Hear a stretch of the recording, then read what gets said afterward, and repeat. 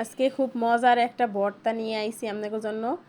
দেন এই একটা টমেটো ভর্তা কিন্তু সচরাচর এরকম খাওয়া হয় না, কারণ বানাইতে একটু বেমালা মিন্নাত। তো যাই হোক, আজকে সব প্রণালী দেখাই দেবো কেমনে কি বানাইছি। এই পেঁয়াজ কুচাইয়া আর রসুনের কোয়াগুলা সরিষার তেলে একদম টালা টাটকা করে নিতে হইবে, যতক্ষণ পর্যন্ত না মুসমুসতে হয় সেই পর্যন্ত চুলায় একদম লো হিটে রাখিয়া ভাজা করতে হইবে। এরা যখন ভাজা হয়ে যাইবে, আর এই তেলে কিন্তু প্রথম মরিচ তেলে নিছি।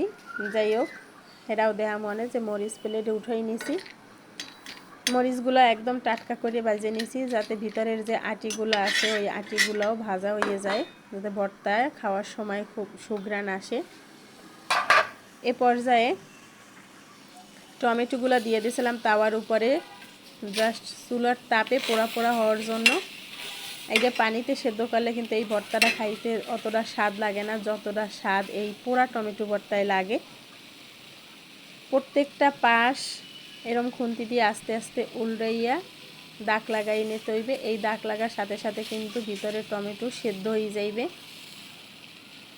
তো যতক্ষণ পর্যন্ত টমেটোর পুরা পাশ সেদ্ধ না হয় ওই পর্যন্ত চুলা জ্বালাই রাখতে হইবে। একদম মিডিয়াম লো আঁচে এটারে সেদ্ধ করে লইতে হইবে। যখন পুরো সেদ্ধ করা হয়ে যাইবে তখন চুলা বন্ধ করে দিতে হইবে, আর একটু ঠান্ডা হওয়ার জন্য অপেক্ষা করতে হইবে। এই যে আমি বাটিতে তুলে নিছি, আর এগুলো মোটামুটি ঠান্ডাই হয়েছে।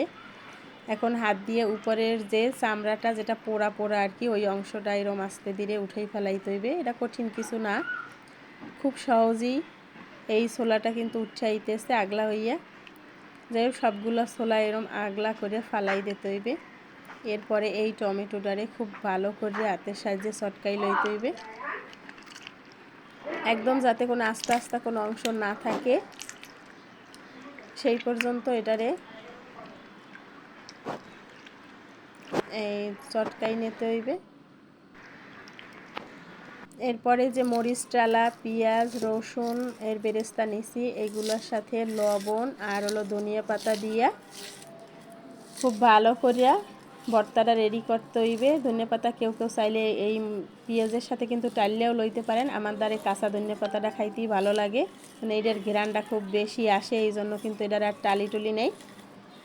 যাই হোক, এই ভর্তাটা বানাই এর মধ্যে সরিষার তেল দিয়া এই যে চটকাই রাখছিলাম টমেটো, এই টমেটোর সাথে মিলাই দিতে হইবে। মিলানোর পরে দেখেন যে আসলে এটার কালারটা কত সুন্দর। আসলে এটা দেখতে যতটা সুন্দর, খাইতে কিন্তু এর স্বাদ মুখে লাগে থাকার মতো। একবার হইলেও খাইয়ে দেখবেন।